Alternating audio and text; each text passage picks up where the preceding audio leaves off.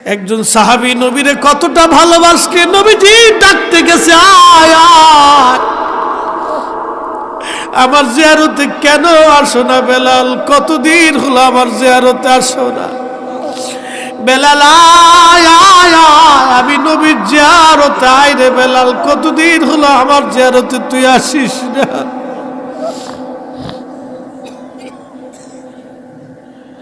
বেলালের মতো আশেক যদি আমরা হইতাম, এ দুনিয়ায় নবীর দেখা পাইতাম, এ দুনিয়ায় নবীর দেখা পাইতাম। প্রিয় ভাইরা আমার, শুনতে চেয়েছেন হযরত বেলালের জীবনী। কি করে আমি বেলালের জীবনী বলবো আপনাদেরকে? 1,25,000 সাহাবীদের মধ্যে একজন সাহাবী ছিলেন হযরতে বেলাল রাদিয়াল্লাহু আনহু। হযরতে বেলালের জীবন ছিল বড় কষ্টের। কালেমার জন্যে 1,24,000 বা 25,000 সাহাবীদের মধ্যে সবচাইতে যিনি বেশি কালেমার জন্য মার খেয়েছিলেন, রিমান্ড নিয়েছিলেন, তিনি বেলাল রাদিয়াল্লাহু আনহু। জীবনের একটা বিরাট অংশ বেলালের শুধু মার খেতে খেতে পার হয়ে গেছে। পিঠের চামড়া গোশত দিয়েছিলেন মাগার, ঈমান বেলাল দেয় নাই। জোরে বলা যাবে কি সুবহানাল্লাহ?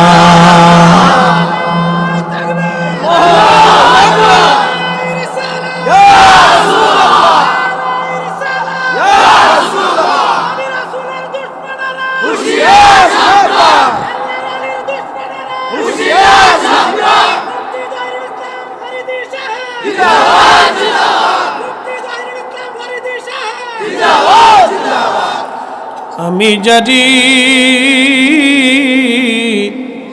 প্রেমে পাগল, সে তো মদিনা। আমি জানি প্রেমে পাগল, সে তো মদিনা। প্রেমানলে পুরে মরি, প্রেমানলে পুরে মরি, ওহে রব্বানা। আমি জারি প্রেমে পাগল, সে তো মদিনা। আল্লাহুম্মা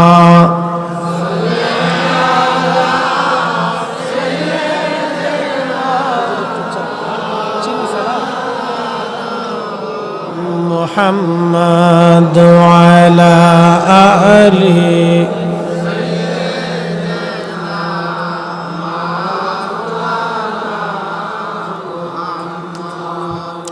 বন্ধুগণ,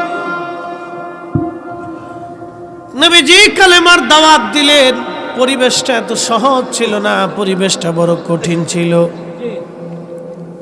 আল্লাহর নবী মদিনাত মক্কাতে যখন দাওয়াত দেওয়ার আগে এতটাই বিশ্বাসী ছিলেন মানুষের কাছে, মানুষ বলতো আল আমিন। বিশ্বাসী, শুধু বিশ্বাসী না, আমার নবীর জীবনের একটা পরম চরিত্র ছিল। জীবনে কোনোদিন নবী মিথ্যা কথা বলে না। কিন্তু আমরা উম্মত হর হামেশা মিথ্যা বলি। কথা ঠিক কিনা? মিথ্যা না বললে পেটের ভাত আমাদের হজম হয় না। আল্লাহর নবী বলছে, উম্মত মিথ্যা সকল পাপের মূল। তোমরা মিথ্যা ছেড়ে দাও, মিথ্যা ছেড়ে দাও, মিথ্যা ছেড়ে দাও। বলছিলাম এই কালেমার জন্য সাহাবীরা কত বড় ত্যাগ স্বীকার করেছিল। ১৬ লক্ষ সাহাবীর মধ্যে একজন সাহাবী, তার নাম বেলাল। কালেমার জন্য সাহাবীর পিঠের চামড়া উঠিয়ে ফেলে দেওয়া হয়েছিল। মাসের পর মাস, দিনের পর দিন বেলালকে অত্যাচার করা হতো। কিতদার ছিলেন, কালেমার দাওয়াত এত সহজ ছিল না। সেই দিন দাওয়াত দিয়েছেন, কালেমা কবুল করলেন বেলাল। তিনি কিতদাস হওয়ার কারণে অত্যাচারের স্টিম রোলার বেলালের উপরে এসে গেল। মালিক উমাইয়া বলল, কিতদাসের সাহস কি করে হয়? এই মক্কার জমিনে কালেমা পড়ছে, অতএব কে আর সহজে ছেড়ে দেওয়া যাবে না। বেলালের হাত পা বেঁধে চাবুক দিয়ে পিটানো হতো। পিটানোর কারণে চামড়াগুলি খসে খসে ফেটে ফেটে রক্ত বের হতো। গলার মধ্যে রশি বেঁধে বেলালকে মক্কার অলিগুলি দিয়ে টানা হতো। যারা সৌদি আরবে গেছেন দেখছেন, বালুময় পাথরি রাস্তা, কত কষ্টের দিন। প্রচণ্ড গরমের মধ্যে গলার মধ্যে রশি বেঁধে হাত পা বেঁধে বেলালকে ওই অবস্থায় টানা হাসরা করা হতো। সারা মক্কার অলিগলি দিয়ে টানা হতো। কেউ সেই দিন তাকে ঠেকাইতে যাইতো না, কেউ তাকে বাঁচাইতে যাইতো না। সেই দিন বেলাল শুধু বলতেন, আহাদ আহাদ আহাদ আহাদ, আল্লাহ এক, আল্লাহ এক, আল্লাহ এক, আল্লাহ এক, আল্লাহ এক, আল্লাহ এক, আল্লাহ।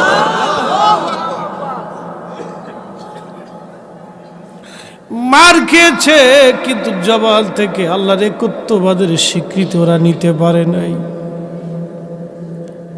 আহা, বেলালকে প্রচন্ড মরুভূমির ভিতরে নিয়ে 50 ডিগ্রি সেলসিয়াস মরুর বালুগুলি উত্তপ্ত হয়ে যাইত। বালুর মধ্যে চিৎ করে শোয়াইয়া হাত পাগুলি বেঁধে রেখে পাথর চাপা দিয়ে চলে আসতো। প্রচন্ড গরমে বেলালের শরীরগুলি ঝলসে যাইত, চামড়াগুলি পুড়ে পুড়ে ফুসকা পরে ঘা হয়ে যাইত। ওই ঘায়ের মধ্যে বেলালকে বেত্রাঘাত করা হতো, পিটুনি মারা হতো, খাবার দাবার কমিয়ে দেওয়া হলো। কোনোদিন খাইতো, কোনোদিন না খায় রাখা হতো। প্রচণ্ড অত্যাচারে বেলাল মাঝে মধ্যে অজ্ঞান হয়ে যাইতেন, হুশ হারায় ফেলতেন। হুশ যখন ফিরে আসতো, আবার তিনি কাঁদতেন, আহাদ আহাদ আহাদ আহাদ, আল্লাহ এক, আল্লাহ এক, আল্লাহ এক, আল্লাহ এক। এইভাবে হযরত বেলালের জীবন পার হলো বহুদিন বহুদিন বহুদিন। একটা মানুষও কোনোদিন যায় বলে না, ইমন উমাইয়া, বেলালকে তুমি একটা দিনের জন্য একটু নিস্তার দাও। উমাইয়া প্রত্যেক দিন বলতেন, বেলাল কালেমা ছাড়বি না জীবন দিবি? হযরত বেলাল বলতেন, উমাইয়া রে, জীবনের সবটুকু দিয়ে দিতে পারি, কিন্তু আমি বেলাল কালেমা দিব না, কালেমা দিব না। যে নবী দেখে কালেমা পড়ছি, সেই কালেমা আমি দেব না, হে, সেই কালেমা দেব না। এই জন্য আল্লাহ খুশি হয়ে কোরআনে বলছেন, আমিনু কামা আমানান নাস। আমার নবীর সাহাবীরা যেইভাবে ঈমান আনছে তোমরাও সেইভাবে ঈমান আনো। সাহাবীরা যেইভাবে ঈমান আনছে তোমরাও সেইভাবে ঈমান আনো। একবার জোরে বলা যাবে কি সুবহানাল্লাহ? হযরত আবু বকর একদিন অত্যাচার দেখে রাস্তার পাশ দিয়ে যাচ্ছিলেন। বেলালের উপরে অত্যাচারী স্টিম রোলার চলতেছিল। আবু বকরের মনে বড় দয়া লাগছে। নবীর দরবারে যা বলেন, হুজুর, বেলালের এমন কষ্ট সহ্য করা যায়নি, ইয়া রাসূলুল্লাহ, অনুমতি যদি দেন তাহলে আমি বেলালকে টাকা দিয়ে কিনে আজাদ করে দিতে পারি। বহু টাকা দিয়ে বেলালকে কিনে আনা হলো। সেই দিন আজাদ করে দিলেন হযরত আবু বকর সিদ্দিক। হিজরত করে নবীজি মক্কা থেকে মদিনায় চলে গেলেন। এই যে মেরাজের রাত, মেরাজের মাস চলতেছে। মেরাজ হয়েছিল হিজরতের 1 বছর আগে। মেরাজ করে আসার পরে নবীজি ডেকে বলেন, বেলাল, একটা বিষয় আমাকে বলবা? বলেন, ইয়া রাসূলুল্লাহ। আমি নবী যখন মেরাজের রাত্রিবেলা জান্নাত ঘুরতে ঘুরতে দেখতে দেখতে জান্নাত দেখতে গেলাম, আমার উম্মতকে কোথায় রাখা হবে এই জান্নাত দেখার জন্য আমি জান্নাতে গেলাম, যাইয়া দেখি রে বেলাল তোর পায়ের আওয়াজ আমার আগে আগে পাওয়া যায়।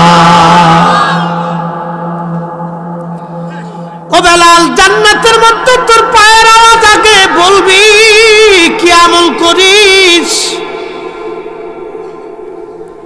বেলাল জবাব দিলেন, ইয়া নবী আল্লাহ, আমি ওযু গেলে আবার ওযু করি, ওযু করার পরে 2 রাকাত নামাজ পড়ি, ওযু গেলে ওযু করি, ওযু গেলে ওযু করি, ওযু করার পরে আমি 2 রাকাত নামাজ পড়ি। নবীজি বলেন, বেলাল রে, এই কারণে জান্নাতের মধ্যে তোমার আগে আগে পাইলাম। হিজরত করে মদিনাতে নবীর মসজিদের মুয়াজ্জিন হয়ে গেলেন বেলাল। চেহারা দেখা না ভালোবাসা দেখা? ঈমান ঈমান ঈমান।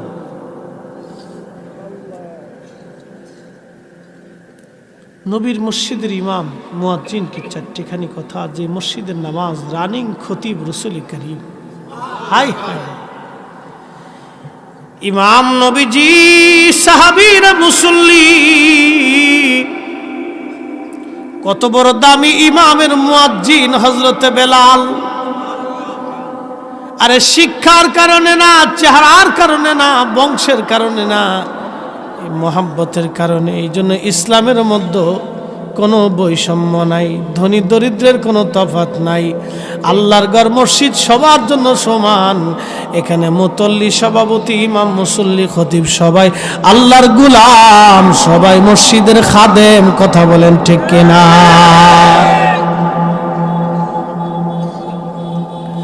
সবাই মসজিদের খাদিম, সবাই মসজিদের গোলাম, সবাই মসজিদের গোলাম, আল্লাহর গোলাম, মসজিদের খাদিম।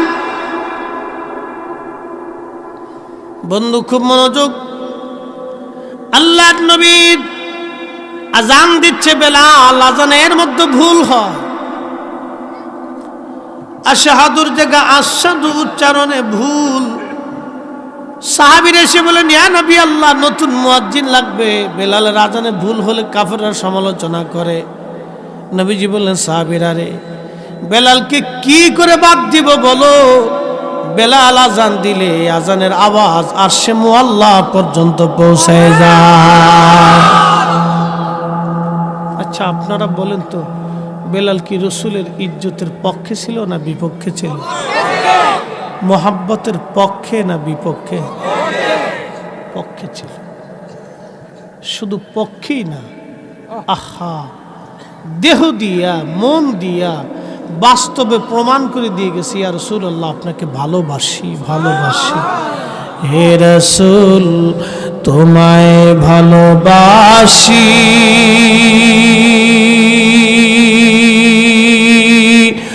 অন্তরে শুধু, মুখে নয়, জান্নাতের আশায় নয়। হে রাসূল, জাহান্নাম কেউ ডরি না। তোমায় পাওয়ার আশায় মন ছুটে যায় মদিনায়। তোমায় পাওয়ার আশায় মন ছুটে যায় মদিনায়। এ আশিক দিদার দাও না, আর দূরে থাকিও না। এ আশিক দিদার দাও না, আর দূরে থাকিও না। হে রাসূল, তোমায় ভালোবাসি, অন্তরে শুধু, মুখে নয়, জান্নাতের আশায় নয়। হে রাসূল, জাহান্নাম কেউ ডরি না। কি বলবো, নবীজির ইন্তেকাল মুবারক হয়ে গেল। আহা, নবীজির ইন্তেকাল হয়ে যাওয়ার পরে নবীর দরবারে একটা উট ছিল, তার নাম কাসওয়া। সাহাবীরা তো পাগল পারা হয়ে গেল, কাসওয়া পাগল হয়ে গেল। 3 দিন ধরে একাধারে কাঁদতে লাগলো। উটের চিৎকারে কান্নাতে মদিনা ভারী হয়ে গেল। সেই দিন নবী নাই, বিরহ বেদনায় কাসওয়া কাঁদবে। 3 দিন কাসওয়াকে কেউ পানি পান করাইতে পারে নাই, কে খাবার খাওয়াইতে পারে নাই। একাধারে 3 দিন নবীর বিরহ বেদনা সহ্য করতে না পেরে এই উট কুয়ার মধ্যে ঝাঁপিয়ে পড়ে আত্মহুতি দিয়ে নবীর দরবারে চলে যায়। কারণ উটের তো কিন্তু কোনো শরীয়ত নাই যে আত্মহত্যা করলে সে জাহান্নামে চলে যাবে। বিরহ বেদনা সহ্য করতে পারে না একটা উট। হায় হায়, একটা প্রাণী নবীকে কি করে ভালোবাসতো। আমরা উম্মত কেমনে নবীরে ভালোবাসি। আমরা উম্মত ভালোবাসতে পারি নাই, ভালোবাসতে পারি নাই। একটা উট কলিজার ভিতর থেকে নবীরে ভালোবাসতো। বুঝেন তো, উটের যদি হালত হয় তো সাহাবীদের অবস্থা কি হয়েছিল। সাহাবীরা পাগলের মতো হয়ে গেল। আবু বকর বলেন, বেলাল আজান দাও। বেলাল বলেন, হুজুর আমি আর কোনোদিন আজান দিব না। নবী নাই, আমি কি করে আজান দিব বলো, কোনোদিন আর আমি আজান দিব না। আবু বকর বললেন, না হে বেলাল, আজান দিতেই হবে। বেলাল বলেন, আবু বকর আপনি কি আমাকে কিনেছেন দুনিয়ার লোভে, আপনার জন্য না আল্লাহর জন্য? আবু বকর বললেন, বেলাল রে, তোমাকে কিনে এনে আমি আজাদ করে দিয়েছি আল্লাহর জন্য। বেলাল বললেন, আবু বকর তাহলে আমার প্রতি আপনার কোনো অধিকার নাই, আমাকে আমার অবস্থানে আপনি ছেড়ে দেন। আগে আজান দিলে নবী আসতো, এখন আজান দিলে নবী আসবে না। আবু বকর, এই আজান আমি আর কোনো দিন দিব না। নবীর ইন্তেকালের পরে নবীর পাগল আর কোনো দিন আজান দেন নাই। চলে গেলেন সিরিয়াতে, দামেস্কে চলে যাওয়ার পরে বহুদিন পরে নবীজি স্বপ্ন দেখাচ্ছে, কিরে বেলাল,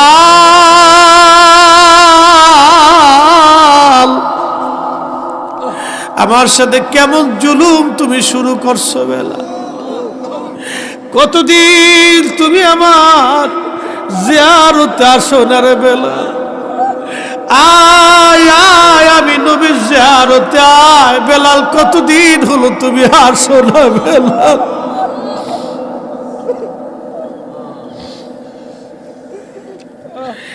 একজন সাহাবী নবীরে কতটা ভালোবাসলে, নবীজি ডাকতে গেছে, আয় আয়, আমার জিয়ারতে কেন আসো না বেলাল, কতদিন হলো আমার জিয়ারতে আসো না। বেলাল, আয় আয় আয়, আমি নবীর জিয়ারতে আয় রে বেলাল, কতদিন হলো আমার জিয়ারতে তুই আসিস না।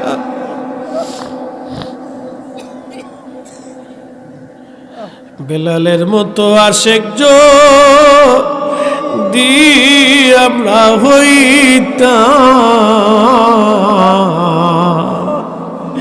এ দুনিয়ায় নবীর দেখা পাইতাম, এ দুনিয়ায় নবীর দেখা পাইতাম।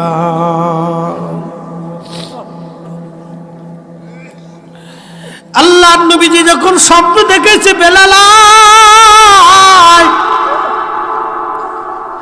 তাড়াতাড়ি আয় বেলাল, আমি নবীর জিয়ারতে আয়, কেমন জুলুম তুমি শুরু করছো আমার সাথে। এই স্বপ্ন দেখার সঙ্গে সঙ্গে বেলাল দেরি করেন নাই, শুধু সিরিয়া থেকে রওনা দিছে। কোন কোন বর্ণনা আসে জুতা ছিল না, খালি পায়ে হাঁটা শুরু করছে। সোয়ারি ছিল না, হেঁটে হেঁটে সিরিয়ার দামেস্ক থেকে বেলাল আসছে। নবী ডাকছে, পায়ে হেঁটে হেঁটে বেলাল আসছে, পায়ে হেঁটে হেঁটে। আপনি চিন্তা করবেন কি, সুদূর সেই সিরিয়া থেকে মদিনা বহু দূরের রাস্তা, বহু দূর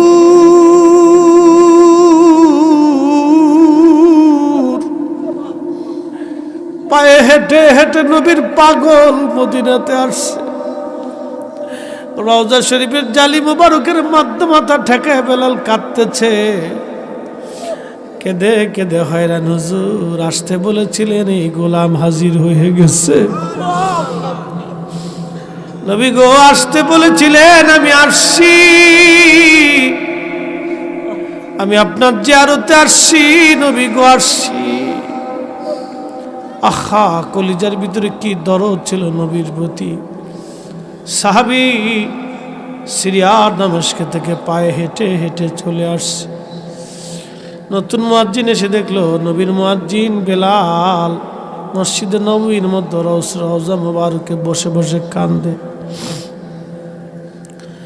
ডাক দিয়ে বললেন, সাহাবীরা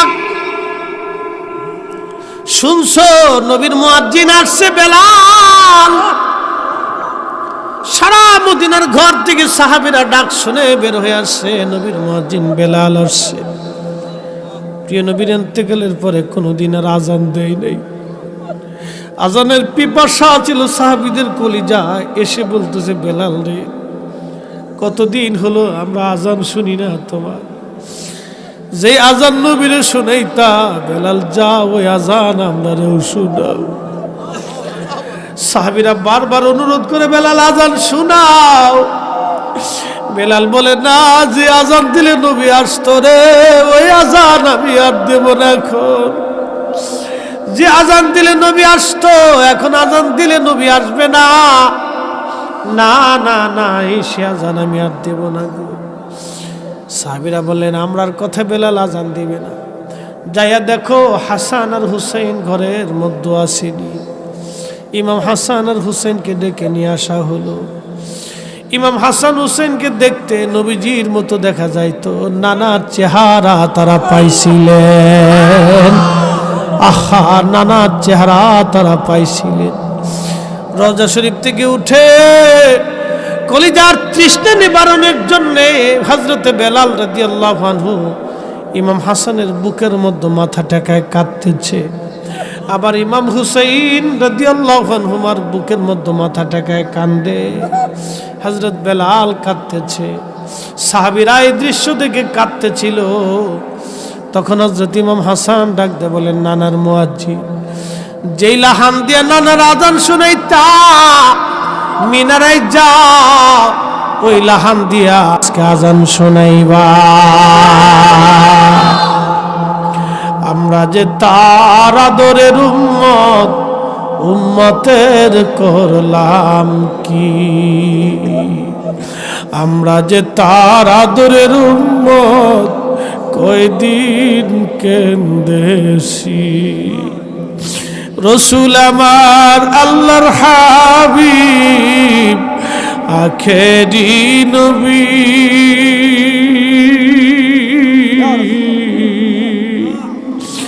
আমরা যে তার আদরের উম্মত, কয়দিন কেন্দেছি।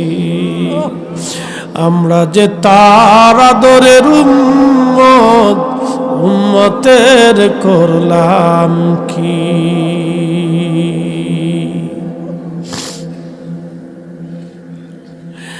হযরত বেলাল একটা দৌড় মারছে। ইমাম হাসান বলছে, আর দেরি নাই, নবীর দৌহিত্র বলছে। ইমাম হাসান বলছে, আর দেরি করেন নাই। যে বনু নাজ্জার গোত্রের মহিলা আর ছাদের উপরে দাঁড়ায় বেলাল আজান দিতেন, দৌড়ায় ছাদের উপরে উঠলেন, আজান শুরু করলেন হযরতে বেলাল। আল্লাহু আকবার, আল্লাহু আকবার। আজান দেওয়ার পরে সারা মদিনার থেকে সাহাবীরা ঘর থেকে বের হয়ে দৌড় মারছে। বুঝি নবী বুঝি আসছে রে, মনে হয় নবী বুঝি ফিরে আসছে রে। আল্লাহু আকবার, আল্লাহু আকবার। মদিনার ঘর থেকে বৃদ্ধরা পর্যন্ত বের হয়ে দৌড় মারছে। আশহাদু আল্লা ইলাহা ইল্লাল্লাহ। মহিলারা বাচ্চা কাচ্চা নিয়ে দৌড় মারছে, বুঝি রে মদিনায় নবী ফিরে আসছে।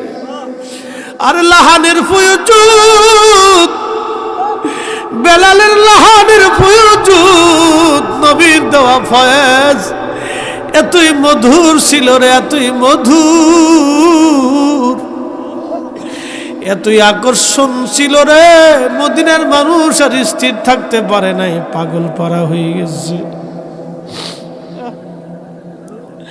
আশহাদু আল্লা ইলাহা ইল্লাল্লাহ। মদিনার সমস্ত মানুষেরা কেঁদে কেঁদে হয়রান, সারা মদিনার মানুষ ডুকরে ডুকরে কাঁদতেছে। নবী বুঝি ফিরে আসছে রে, নবী বুঝি ফিরে আসছে। পাগল পারা হয়ে গেল মদিনার মানুষগুলি, নবী বুঝি ফিরে আসছে রে। আমরা যে তার আদরের উম্মত, কয়দিন কেন্দেছি। আমরা যে তার আদরের উম্মত, উম্মতের করলাম কি। রসুল আমার আল্লাহর হাবিব, আখেরি নবী।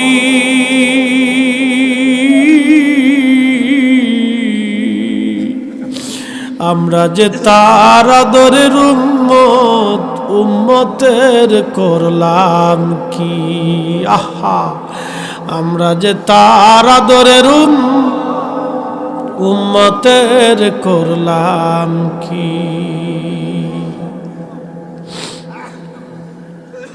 আরে মদিনার মানুষ এইভাবে নবীকে ভালোবাসতো। সারা মদিনার কান্নার রোল, মানুষ ডুকরে ডুকরে কাঁদতেছে। মদিনার সারা অঞ্চল থেকে কান্নার আওয়াজ আসতেছে। বেলাল যখন বলেন আশহাদু আন্না মুহাম্মাদার রাসূলুল্লাহ, মদিনার মাটিগুলি থর থর থর থর করে কেঁপে উঠছে। মাটিগুলি থর থর থর থর করে কেঁপে উঠছে। নবীর মুয়াজ্জিন অজ্ঞান হয়ে গেলেন, আর আজান দিতে পারেন নাই। হুশ ফিরে রওজা মুবারকে বসে বসে কাঁদে। হুজুর আপনি আসতে বলেছিলেন, আমি আসছি, গোলাম হাজির হয়ে গেছে। আপনার ইন্তেকালের পরে আর কোনো দিন আজান দেই নাই। আজান দিছি, নবী আপনি আসেন নাই। আগে আজান দিলে আসতেন, এখন আজান দিলে তো আর আপনি আসেন না গুনু। আহা, কি করে বুঝাবো? সাহাবীরা দুনিয়াকে বেজার করে নবী খুশি করতেন, এই জন্য নবী তাদেরকে ভালোবাসতেন। আহা, নবী তাদেরকে ভালোবাসতেন। আমাদের জীবনের মানহাজ হবে সাহাবীদের মানহাজের মতো। দুনিয়ার মানুষ বেজার হবে, স্ত্রী বেজার হোক, সন্তান বেজার হোক, প্রতিবেশী বন্ধু বান্ধব সবাই বেজার হোক, আমরা নবী খুশি করব, নবী খুশি করব। কথা বলেন ঠিক না বেঠে? রাজি আছে? হ্যাঁ, তুই করে বলেন আসেননি।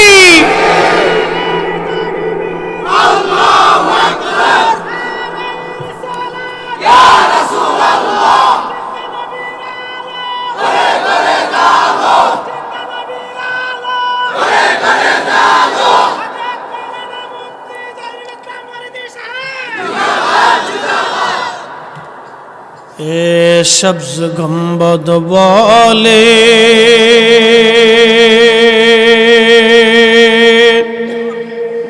মঞ্জুর দুআ করনা, जब वक्त न जाए आका दीदार आता करना, दीदार आता करना। मैं कब्र अंधेरी में घबराऊंगा जब तन्हा